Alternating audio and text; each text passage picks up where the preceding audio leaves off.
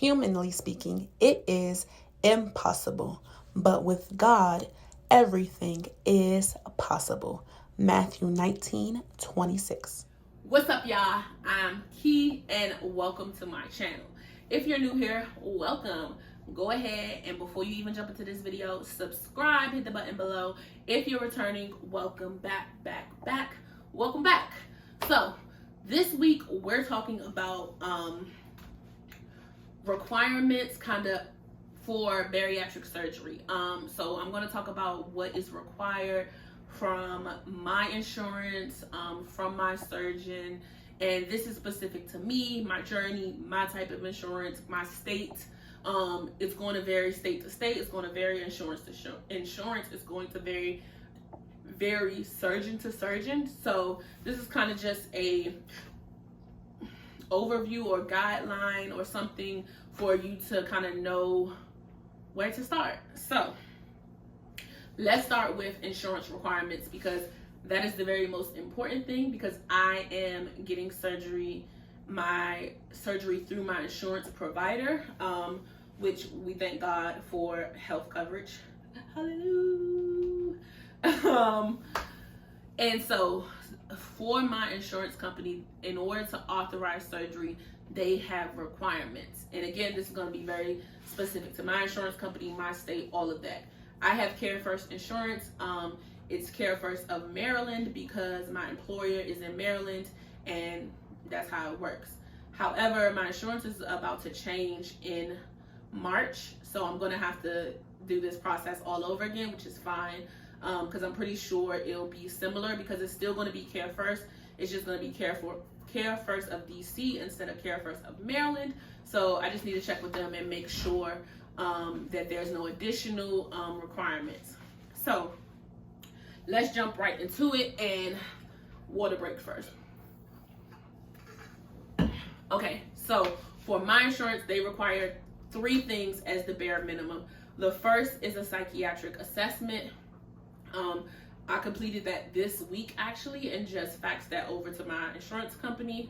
The second is 6 months of a structured diet program. So what they explained that to me was like, that's Weight Watchers, or that is Jenny Craig, stuff like that. My surgeon actually is working with a nutritionist and nutrition program, so she is supposed to be getting me connected to them. She's being super slow about it. I don't even know if it's her or if it's the people that she connected with, but either way, if I'm not connected this month, I'm just going to do something on my own, because time is of the essence.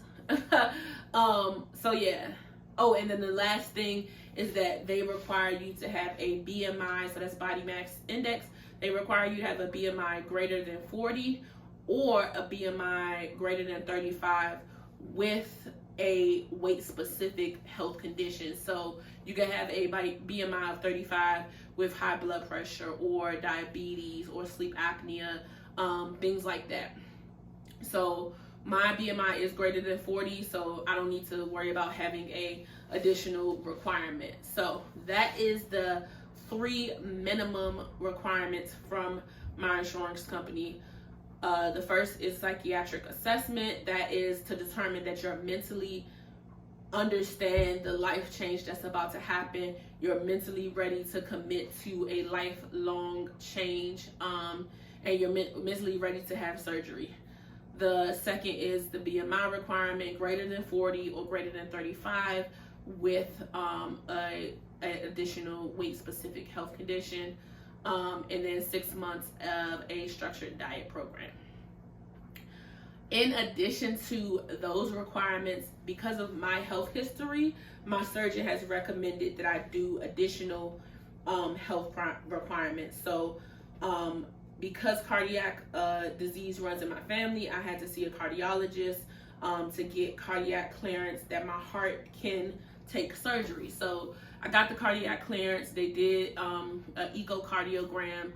They said everything was fine, so I'm good to go on that end.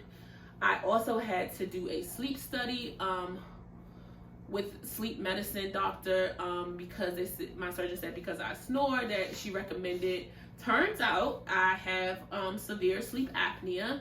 And then I stopped breathing during sleep, so I had to get a CPAP machine, which is a machine that's supposed to like help you breathe when you sleep.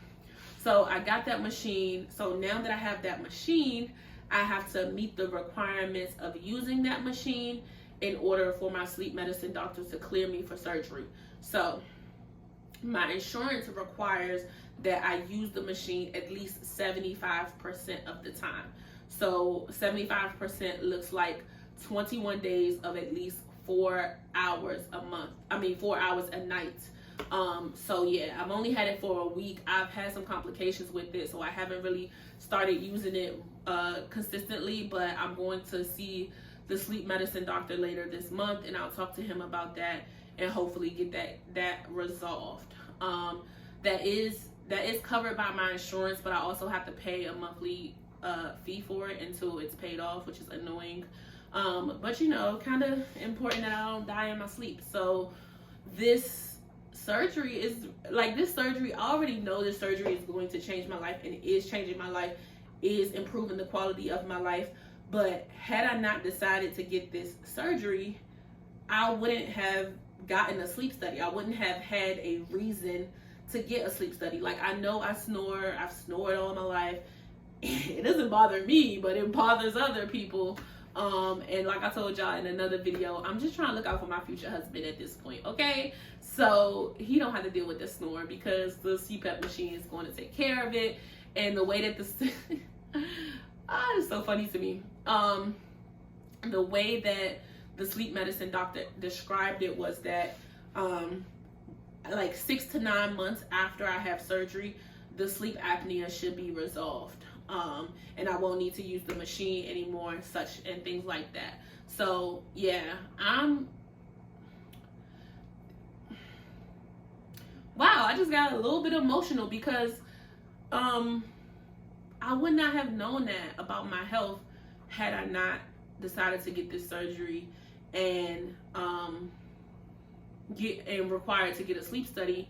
So that potentially just saved my life. Like, wow, I just thought about that right now in this moment. It's just making me a little emotional, but we're gonna pull it together. So yeah, because of my health history, I had to do a cardiology clearance, and I had to do a sleep study, which found out that I had severe sleep apnea, which turned into needing to use a CPAP machine. And once I meet the requirements of using the CPAP machine, I'll be cleared for surgery from a sleep medicine standpoint. So that's really wow. Whew, that's a lot. And then also what's required is something called an EGD. I forgot what it stands for. It's a super long medical term, but basically they put a little flexible tube down your throat into your stomach, I think. I don't know, child. I'm not a medical professional, but I think that's what they put it down your throat into your stomach just to make sure that there'll be no issues with doing the surgery. It sounds so painful, but I talked to my friend, both of my friends. One of my friends is a nurse, one of my friends is a doctor. They both said, Key, chill out, you'll be fine. So I'm gonna chill out and I'm gonna be fine. And if I'm not fine, I'm coming to get y'all. No, just kidding. There's light anesthesia involved. So I'm not gonna feel it. And even my surgeon said, she said, like, you just go to sleep and you wake up and it's done. So we finna see how that's about to be. I'm supposed to do that on the 15th, but I think I'm going to change that surgery. Change that procedure just because I have other stuff going on in life. It might not be able to happen on that date.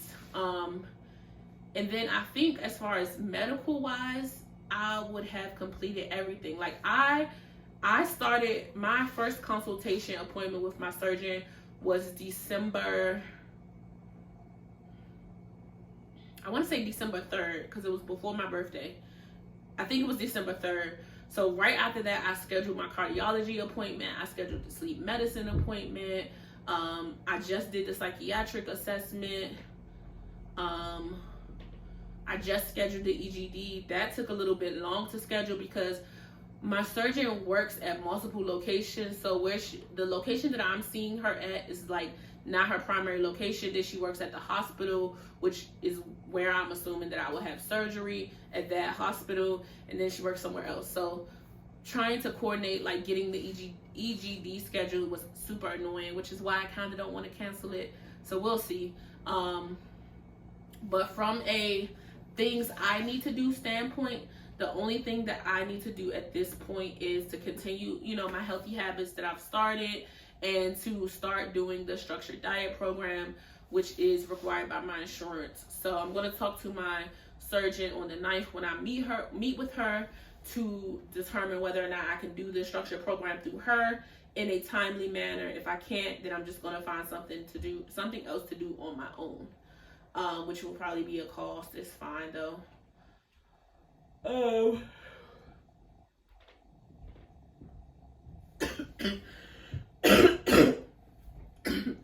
Hold please.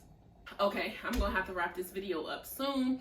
Like I said, I haven't been feeling well, have bronchitis, which is super annoying because it results in a whole bunch of coughing fits. So we're gonna have to wrap this video up really soon. So yeah, when I meet with my surgeon, if I cannot start her whatever nutrition program she has associated with her weight loss surgery program, if I can't start that this month, then I'm going to go find my own thing. And so yeah, those are the requirements. I am currently in the consultation phase as far as surgery. I haven't been approved for surgery. I don't have a surgery date.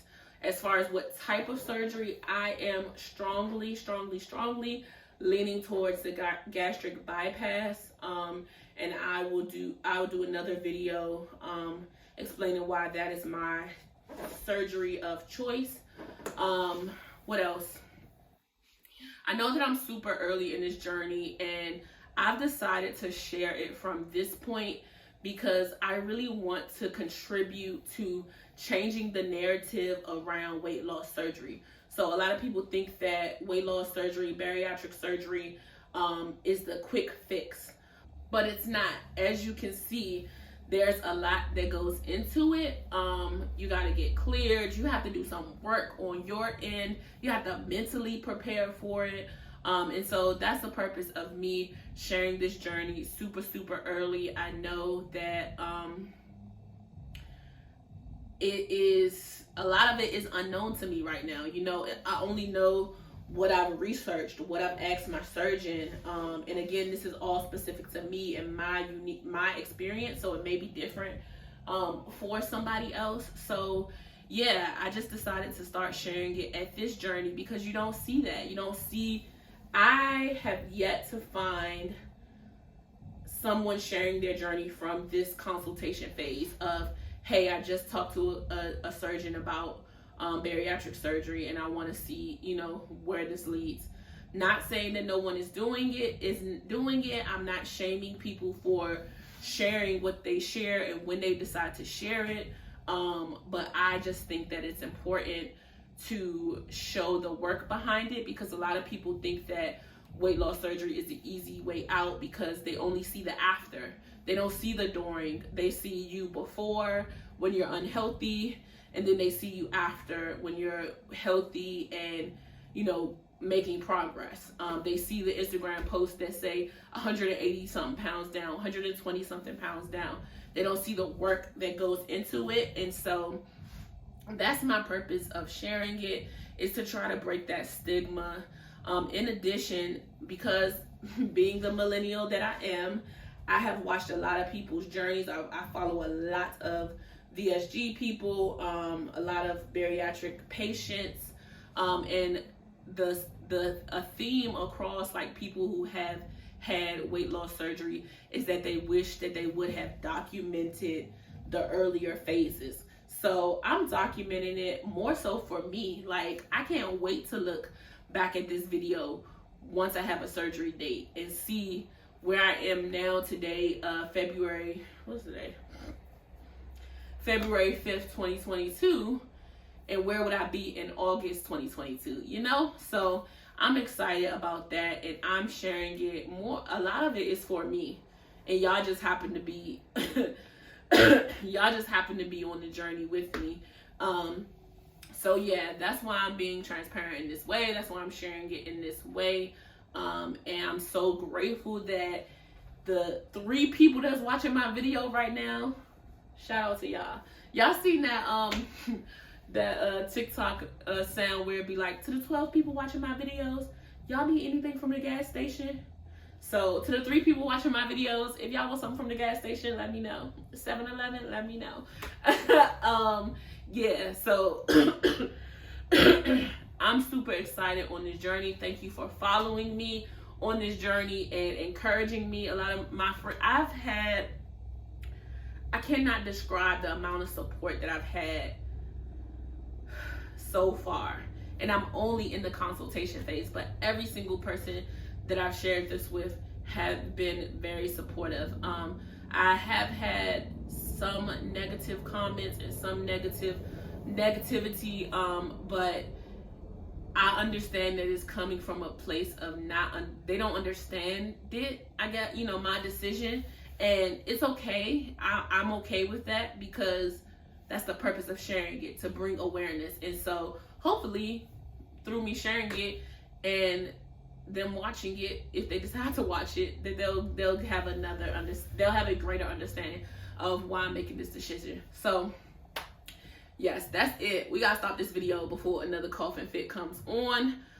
Again, thank you for following me on my journey. Remember that this is my health, this is my body, and these are my experiences. I'm gonna catch y'all next week. Bye.